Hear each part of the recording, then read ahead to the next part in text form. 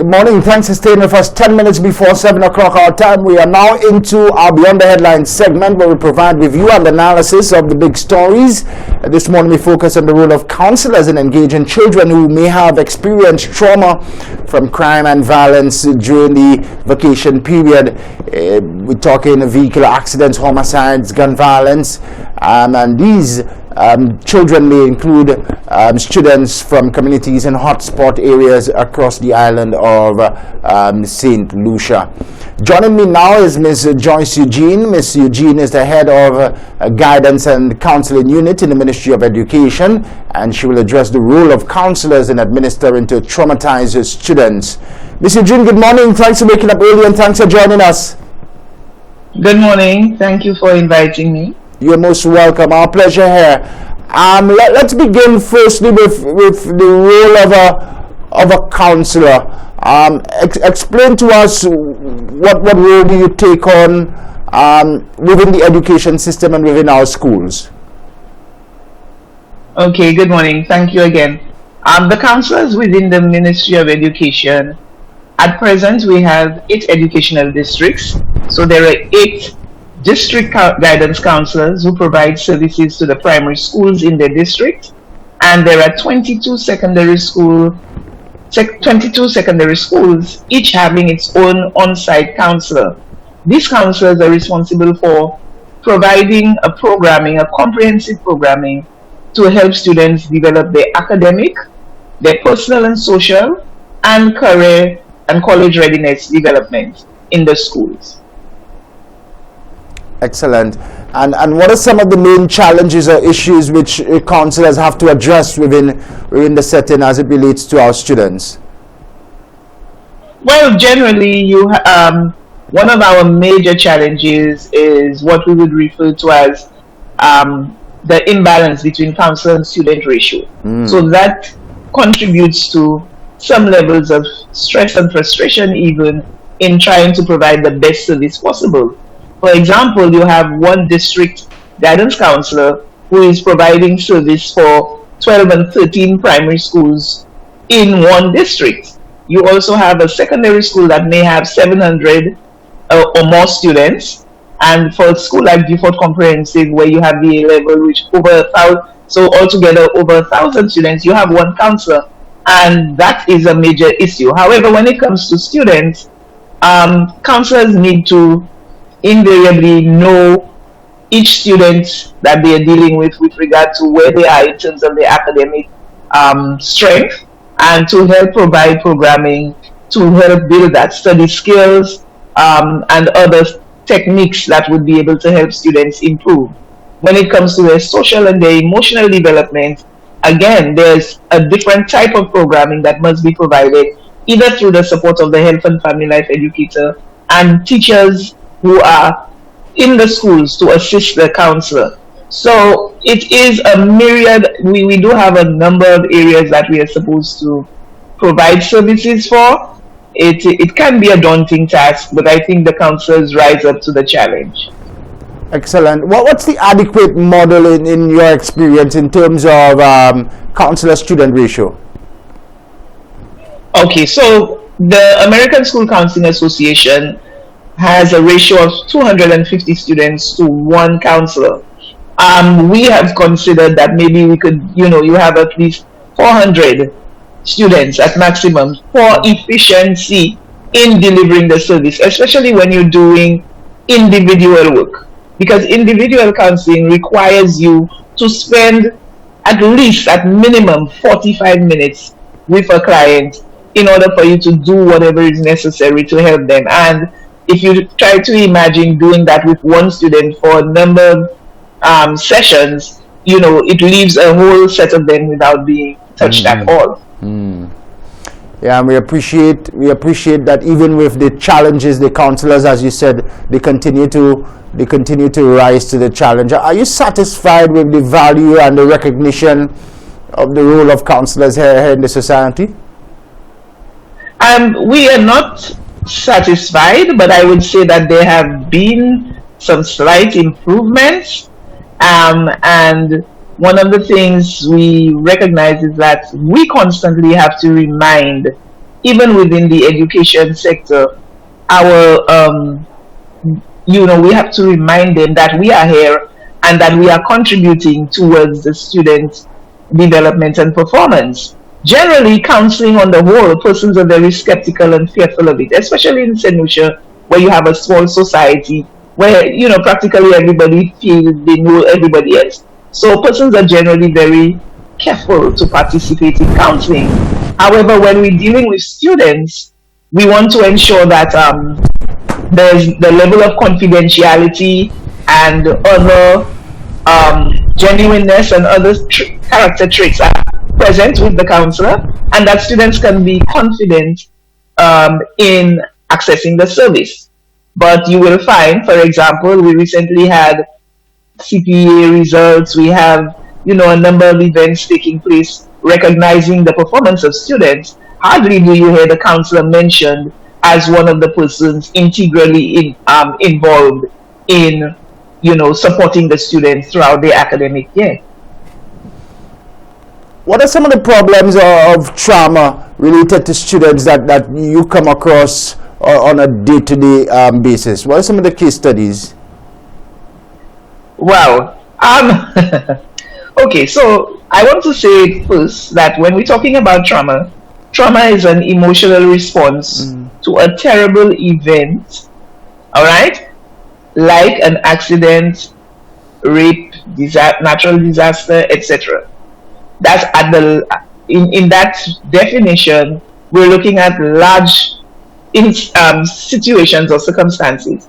But trauma can be your day-to-day neglect and abandonment and abuse and so on that children face.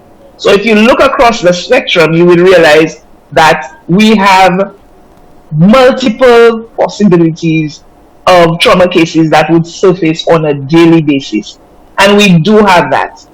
Okay, of course, and you would agree with me that in the most recent times we've had a very high number of gun violence, we've had a very high number of vehicular accidents, and then coming out of COVID created some major traumatic experiences for children.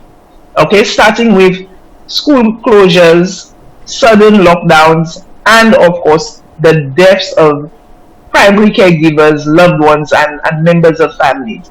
So children, I believe, over the last 3 to 4 years, I could say, have experienced multiple trauma experiences, and of course this can definitely affect their performance and output in education. How much is it affecting the output now? What are you seeing? What's the research showing? Well, at present, we one of the things that the counselors have embarked upon is what we refer to as closing the gap through effective programming. What we have been doing is monitoring to see and discussing, of course, with principals and teachers what academic gaps they notice in students, their personal, social, and the career aspect of it, because we are looking at those 3 main areas in our programming. And just an example of the kindergarten students, we found that students have been displaying impaired cognitive skills, especially when it comes to attention and concentration, memory, and even creativity. And you will understand, for the last few years, these kindergarten children were in a place where they probably were not able to attend preschool. They were probably not able to attend social gatherings where they were able to build those skills that are needed before they enter into kindergarten. And we also recognize that students are not connecting with faces because we had masks for a period of time. So they're not connecting, making eye contact. They are not displaying the ability to be friends, friendship skills, because we spent a lot of time isolating, separating, not touching, not hugging, and so on. So the children are very cold in that sense when it comes to that. So we noticed some of those other patterns in those children. And when it comes to some of the older ones, there's a lot more fussing, hostility, and that type of thing, because their play and interaction was interrupted. I appreciate that the engagement would be different depending on the level of trauma, on the particular incident, traumatic incident. But what are some of the activities and interventions that counselors like yourself would institute to try to get students back to some form of normalcy? Okay, so let me say something about trauma. Trauma, it has more to do with your response. Okay, so you and I may have experienced the same accident, but we would cope with or deal with it differently. And so as a result, the level of trauma one faces or the other has a lot to do with the way we respond. One of the critical factors in trauma recovery, more or less, has to do with support. So that is important to note, that when you are working with someone who has experienced some traumatic event, you want to be able to put that person in an environment where they have support, there are persons there who can give them the help that they need, and to provide the level of security, stability, and trust that we need in an environment to recover from trauma. Okay? So with that in mind, school counselors, one of the first things we do is basically an assessment of where the student is at, what is going on with that student, where the supports are for that student, whether in the family and so on, and what can be provided for those students in school. Counselors do not have jurisdiction outside of the school environment when working with students. So then it is important to ensure that when the students come to school, the services that they need, for example, if the child is in a situation where they need food, to ensure that that child is on the feeding program, in a situation where the child may need help with grief work, then the counselor will do that. There may be instances where the counselor may need to refer for outside intervention and continued support. Okay, and this we do through many different means. Excellent. Post this summer, we know that not just homicides, but number of incidents in and around communities. Is there a system where we could monitor the number of kids returning and emerging from the summer vacation traumatized? I wouldn't say that we have a system, no. Because we don't usually start off the term necessarily saying, okay, we have this in place and this is what we're going to do, so we can capture that. I don't think that I could safely say that we do. Of course, if there is, I'm hoping that maybe somebody else would be able to provide that information, but at this point in time, I can't say that. However, what I can say is, from the counselor's perspective, we do certain levels of needs assessment to identify those students. So for example, with the cases of students who have been, where we have had gun violence in the family, etc. Excuse me. Usually the school would be informed, and the school, through the principal or maybe even the parent, would make a referral to the school counselor.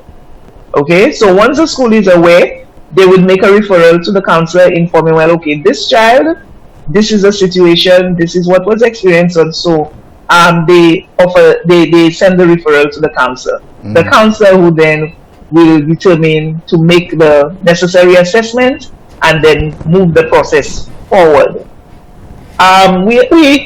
We also embarked on, apart from the Closing the Gap survey that we are doing, we also embarked this term on the survey of the number of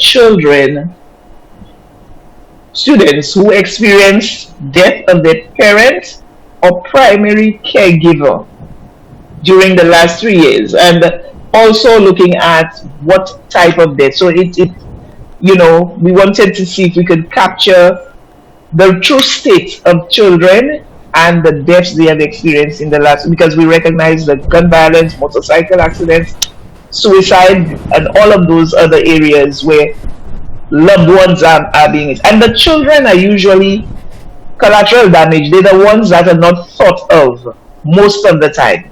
We remember them in that we name it. We say, oh, he had 2 children. But we speak from the person of the victim or the family members. Outside of that, we need to do more, because children experience those things from a different place, particularly the younger children, from an imaginary place. And what the true nature of the incident may be amplified in the mind of a child, because the imagination will expand it, and it becomes even scarier and more fearful for the child. We also recognize that a number of children will displace just doing this exercise. So for example, if mom died or dad died, or in some instances both parents are dead, young children are displaced. They now have to live with a grandmother, live with an aunt, move from Castries to Vieux Fort, or move from some other part of the island, leave their school, which is again another trauma, now be immersed into a new school environment. So if you consider the impact on children, I would say that a lot of children are under tremendous strain coming into this new academic year. Yeah.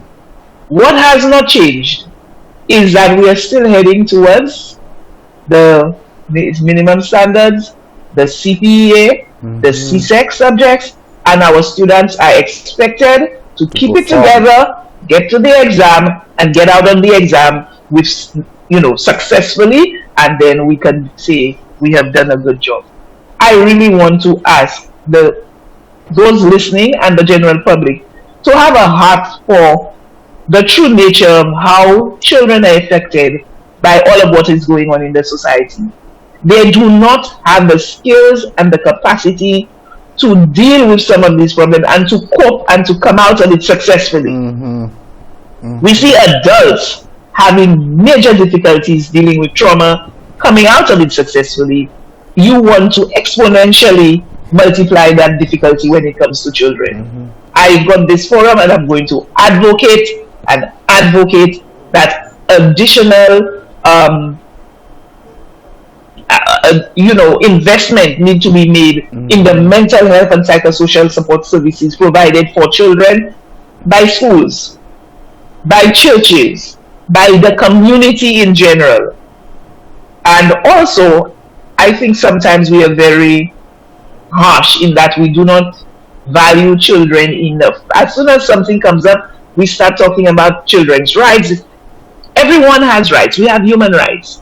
And we have to teach our children how to respect each other as humans. We must also do that.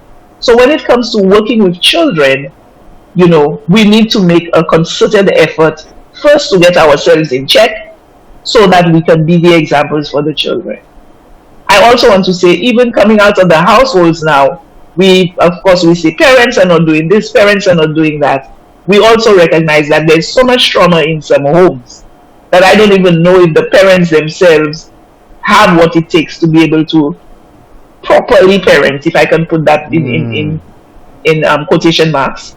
So what we have said is that there are aspects of our development and training we want so that we can help parents, with a few skills and so on to assist them in dealing with their children. Yeah, excellent. Thanks for that, Miss Eugene. Finally, for me, to the mother or the father who's at home listening, the counselors obviously have a role to play when the students get to school. How can the mom and dad assist at home to help address the trauma that their ward might be going through even before they get to the school gate? I think the first thing is that they must recognize that the ward is going through the trauma as well. As I indicated a little earlier, let's say, for example, you have a death in the family.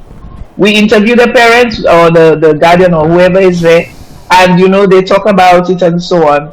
But children are usually silent and kept quiet while visitors come and people are grieving. Children are usually in their rooms or by themselves. So you want to recognize that the child is part of what is going on. You give them age-specific information, so you do not expose them to all of the gory details of it.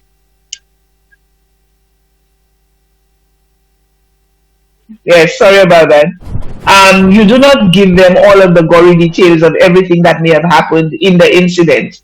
Parents also try not to expose the children to some of the pictures and videos, etc., that are out there, right? And you do not want to expose them to some of the pictures, etc., because remember, again, in the minds of children, their imagination is going to change it and distort it for them and make it even scarier. So parents need to control the exposure of children to certain aspects of the trauma.